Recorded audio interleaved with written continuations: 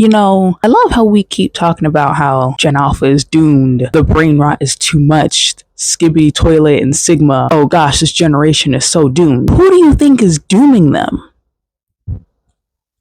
It's us. I started thinking about this a little bit more after watching Danny Gonzalez's new video, The Kings of Copycat YouTube or something like that, the one he just recently came out with. And there was a segment where he was talking about, in the very beginning, people who make very lazy content, which is basically just either taking content or content that they don't create themselves. But the one I specifically want to talk about is this woman teaching people how to make money creating children's content using AI. And I'm no stranger to these types of videos, this type of content, more specifically because I've had a family member, I'm not going to name drop, I've had them recommend it to me to make children's books, but using AI completely. Like AI writes the story, AI creates the art, AI puts it together. So I know this type of content exists. But watching the video really made me reflect. Because like the things that she was saying, like there was this one joke that she made, this remark about making the music for the child. And she was like, don't worry, we're not going to get a whole symphony involved. We're not going to actually pay people. We're just going to use AI. So now the next thing you need to do is generate the song. So in order to do this, you need to grab your instruments and the quiet, get your mic ready. Hold on, don't click up. I'm just kidding. You don't need to do that. We'll copy this spot, which is the idea of the song, and then you'd paste it in. And then the other thing you need to do is describe the vibe and the genre of the song. But it was just like, it was weird because it was like, don't worry, we're not going to actually put in effort to make this book. You don't have to worry about that. That's not the point of this. And that is basically the epitome of children's content everywhere nowadays, not just on YouTube and like people who create products for children, but even the bigger children's companies like Nick Jr., Disney Jr., I don't know, all the places that make children's content and shows. It's all low effort garbage pretty much. And just to clarify, in the title, when I say predatory, I'm not talking about predator in that manner of normally how we would think of it, like a PDF file, like grooming or something like that. I mean it in probably its most basic definition of predator, of an animal taking advantage of somebody who is weaker or innocent and preying on them because they're an easy target. That is legitimately what I mean when I say the predatory nature. But yeah, after watching Danny's video, I mean, it just got me thinking about lazy content in general. It even had me reflecting my own content. But that part specifically where he was showing the demented looking children's AI animated content or whatever, it shows you just how simple it is to make children's content, which is why the space is so oversaturated, of course. But that doesn't stop it from being a very profitable niche. Making content for children is very simple, so therefore it can be very repetitive, and therefore it becomes very soulless. If we are going the YouTube route and not the big TV show corporation route just yet, for content on things like YouTube, YouTube Kids, TikTok even, and other places where people make content for children, there's a very simple formula you need to follow. Or I guess certain components of that formula that you can use to do well. Music and nursery rhymes is one of them. Music is just very important for children in general. They're very sensory, especially when they're younger. They rely heavily on their sensory abilities and experiences. So music is a great way to get a kid engaged, but also just cognitively speaking, music helps with memory, and they're also just easy to memorize, like rhythm and stuff like that are very simple for children to pick up on. Hence the reason why Baby Shark was stuck in all of our heads in 2020, whenever that year was. I mean, I'm a grown adult and you will see me jamming to Baby Shark in the background. I don't care. Music is a really big component when it comes to children's entertainment, obviously, but the visuals and the colors is also a big part of the formula, because obviously children like bright colors. And I know this is very common knowledge, like a lot of people know this already, but I imagine a lot of people don't know why. So because I'm a psychology freak, I'm going to tell you why. Bright colors stimulate children's senses, specifically when we're talking about babies. If I am not mistaken, I'll have to fact check myself after this because I'm kind of going like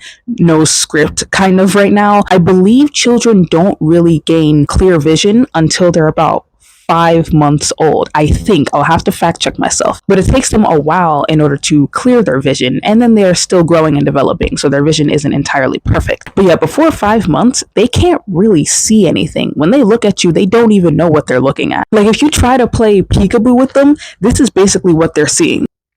Peekaboo! So it's no wonder they end up like staring at you like you're a psychopath. But yeah, things like bright colors stand out when a child's eyes is not fully developed. So it helps distinguish objects so they're a little bit more noticeable versus more neutral colors that maybe adults like me would like grays and browns and whites and stuff like that. Bright colors tend to catch children's eyes a whole lot better and easier. So, I mean, essentially, those two are the biggest parts of this formula, if you can even call it that. Really, all you need is bright colors and a catchy tune, and you can profit. So, putting this into perspective of children's content when it comes to individual creators like YouTubers and stuff like that, it starts to make sense why a lot of the content is very repetitive. And for adults like us, it is soulless. I mean, we can see right through it that it's just the same repetitive garbage and nonsense. But for them, all they need is a good song and bright colors, and they're fine. Take Cocomelon for a great example. I know it's been a huge shtick to hate on Cocomelon, but when you really think about it, I mean, who's rumbling in the Bronx? It's the same thing over and over again. This baby is always throwing a tantrum, but I guess he's a baby, so that makes sense. The parents are always happily smiling about everything. Like, there's nothing going on. There's nothing interesting about it. It's just the songs and the colors. Or like that woman in Danny's video where she was saying all you gotta do is let AI make you a song. Yeah, it really is that easy, because a child isn't really gonna distinguish what good quality music is. I mean, of course, that's subjective, but even so, us as adults can tell how like simplistic a song is, the easy A-B regular schmegular format of music creation. If we're shying away from the bright color nursery rhyme type of content, we can go to the family friendly fun content, which there is a lot of that on YouTube and TikTok. But once again, going back to Danny's video, he was talking about people like Brent Rivera, and there's other people like him who make these obviously scripted, but these videos that are supposed to be kind of kid oriented, or at least I think so, because some of his other content is not very kid oriented. So I think that's kind of a dangerous thing to do, to make some family friendly content and then have, you know, some of your other content blatantly not really appropriate for children. But it is clear who his target audience is. There are these little fun skits of like, I'm gonna go into McDonald's and find a secret hideout or something like that. Again, all very repetitive. They're all about secret rooms or something like that. Even the shorts skits, they also make like these short little comedy skits, which again, you know, all in all, it's harmless. But when you really look at them, I've seen this skit like a million times before by several different people. And like, to them, it's funny, it's okay, you know, they're enjoying it, whatever. But me seeing this again, it's like, it's repetitive. It's what everybody else has already done a million times before. Catering it to children makes it a whole lot easier to get away with that. So again, it's really easy just to profit off of children's ignorance to these types of things. And ignorance, I don't mean that in a bad way. I mean that they legitimately just ignore those types of things because it's not relevant. They just want something that interests them. And there's so many other things that contribute to this issue as well. I mean, first of all, if we really wanted to talk about like giving your kid an iPad, you know, iPad kids of this generation that we joke about, again, obviously the parents have a big responsibility when it comes to this. But also, and while I'm not trying to make excuses, I am trying to give explanations. In this economy where you have to work 2-3 jobs just to survive, so parents don't have time to hang out with their kids, and when they're throwing tantrums and bothering you, what do? You throw a tablet in their face. A tablet is a lot more engaging than a book or something like that. Like, that's going to keep them more entertained. And then they don't monitor them, they just keep them on the tablet for hours, and they go down the rabbit hole of Cocomelon bright colors or YouTube short skits. Screens help them calm down, but in doing so, they completely disconnect from the world. And once again, children's shows are just the same. First of all, cartoons for children today are trash compared to what I had growing up. All right, I'm just gonna say that here. Call me a boomer if you want, but back in my day, children's shows were better. Make children's shows great again. No, but actually, if you go to some of the places I was saying earlier, like Nick Jr., Disney Jr., or something like that, look at the shows and how similar they are in nature and the colors and the style. Like, they are all very similar. It's just the same squeaky, high-pitched little kid voices, again with the bright colors. Musicals. They are all musicals. Every 5 seconds, someone is singing something. If you go to any of the new seasons of SpongeBob nowadays and compare to the old seasons, you can't compare them. It's not even a competition at this point. The new ones lose by default. SpongeBob and all the other characters look so oversaturated. They're bouncy. Like, really bouncy. They are always bouncing. They're animated very differently than the way they used to be. And again, I think that's part of that need for constant stimulation for little kids. If you compare it to the old SpongeBob episodes, they were a little bit desaturated in color, which again, I actually prefer. But if we're going back to psychologically, kids liking bright colors better, that makes sense. And again, in the way that they move, it's very animated and bouncy, a lot like Cartoon Network animates their characters, but at least they had that signature. Like that was kind of their thing. Why is SpongeBob doing it now? You want to know a perfect example of this change? Blue's Clues. Blue's Clues was my show. Blue's Clues and Backyardigans, which I'm going to talk about in a second. But I grew up loving Blue's Clues, and I still do. Something I want to point out about Blue's Clues and the entire series, how different, not only the animation style, obviously, and of course, again, times change. I know they're changing with the times, that's fine, but the colors and the animatedness or the energy levels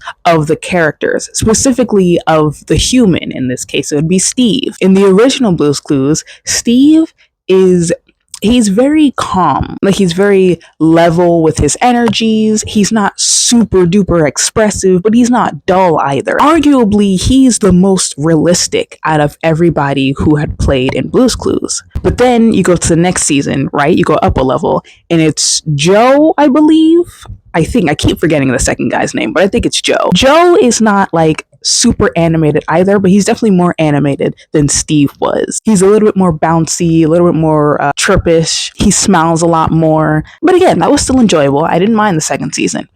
The third season with Josh, this guy is basically just a cartoon character at this point. He is always smiling. He's always singing. He's always hopping around like a rabbit. Josh is very, very animated. And when you contrast that with Steve's nonchalant, low-level demeanor, it is a complete difference. Again, I believe done purposely to get with the times of constant stimulation.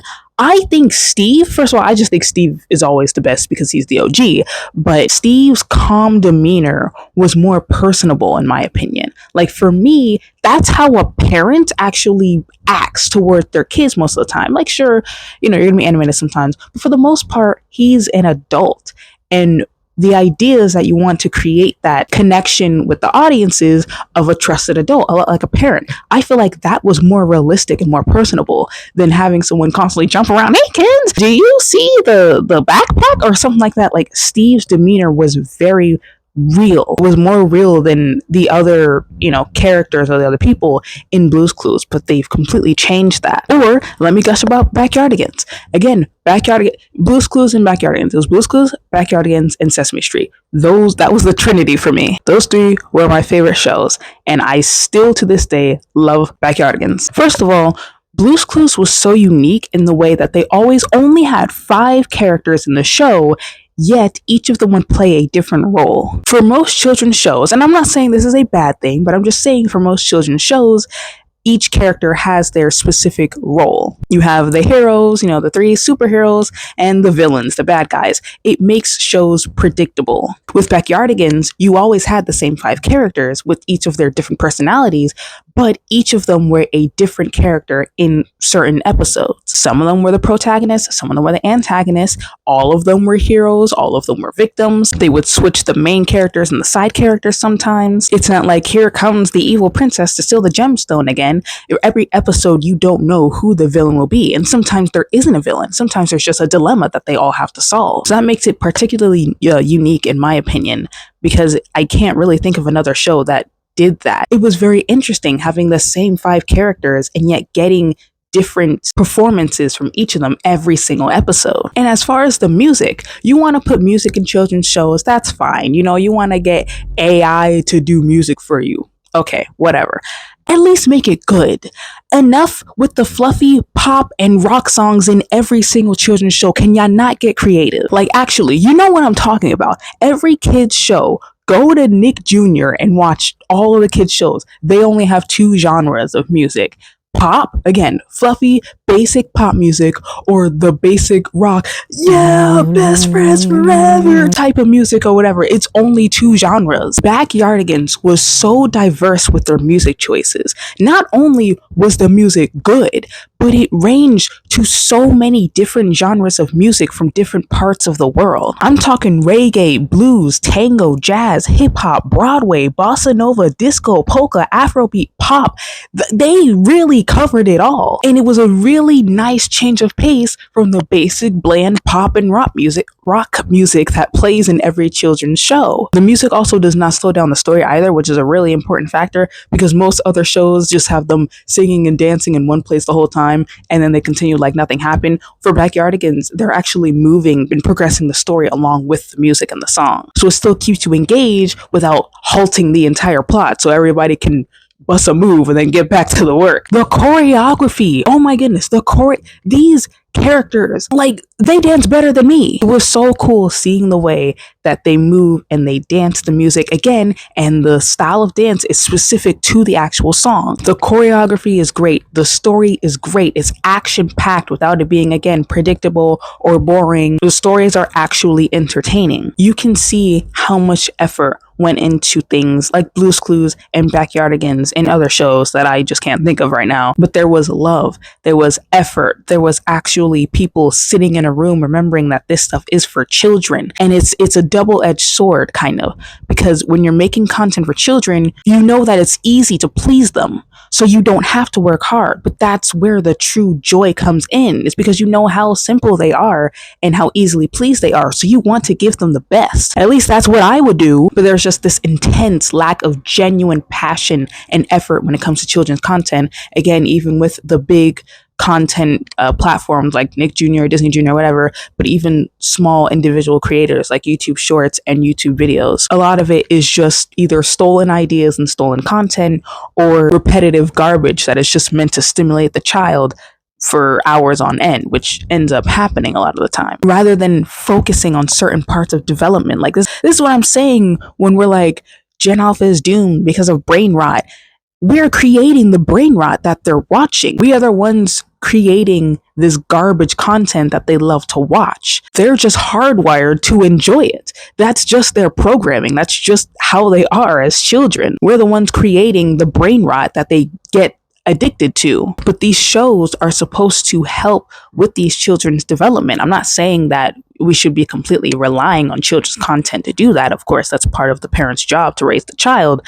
But when you turn on a TV screen, it's not just supposed to stimulate them. It's supposed to engage them. They're supposed to be involved both emotionally and intellectually, helps them learn and stuff like that. A lot of those concepts are lost within the creation process of just making the content when you know it's really easy to please children, regardless of what it is. So a lot of people aren't thinking about development. Nobody cares about that. It's what can make me money, what's easy to throw out there really fast, give it to the children, they'll watch it anyway. And unfortunately, they're right. So yes, now you have iPad kids and Gen Alpha brain rot and all these terms and phrases and everything else that's going on with these kids. But it not starts, but the content that they're consuming heavily influences that. I just wish that these companies and creators would recognize how important this is to a child's development and start putting the life and the soul back into the content so that children can sit down and be excited to watch these shows, excited to watch these videos, not because they can sit there and be stimulated for the next 3 hours, but so they end up actually feeling something, learning something, being engaged with something. But ultimately that's probably not going to happen very much. But anyways, that's the end of my TED Talk. I just wanted to come on here and rant about that really quickly. I'm sorry if this was a bit unorganized. Like I said, I didn't really have a detailed script. I jotted down ideas, but for the most part, this is pretty unscripted. That's all I wanted to talk about. So thank you so much for watching, and I'll see you in the next video. Bye.